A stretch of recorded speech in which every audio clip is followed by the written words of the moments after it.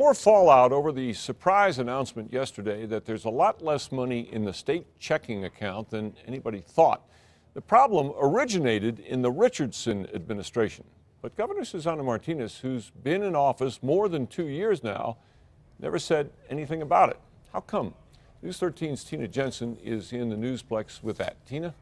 Dick, we tried to ask the governor those questions, but we couldn't because her office says she wasn't available for an interview. How long has Governor Martinez known there could be anywhere from $70 million to $460 million less than believed in the state checking account? She didn't mention it in the State of the State address. Mr. Speaker. And there's nothing about it in the highlights of her budget plan released by her office.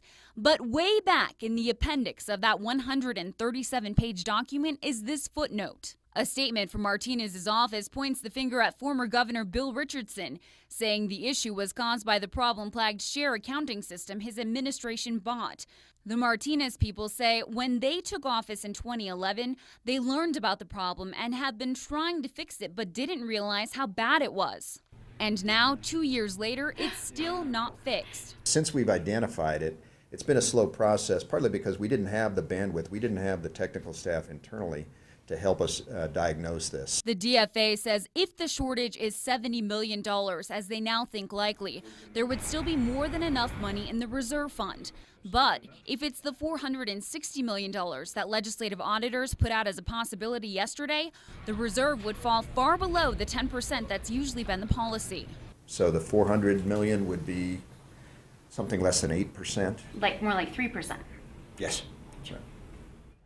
Clifford says DFA has already spent $500,000 to diagnose the problem and start working on a fix. He estimates it will take $11 million more to upgrade the system and properly train workers to run it.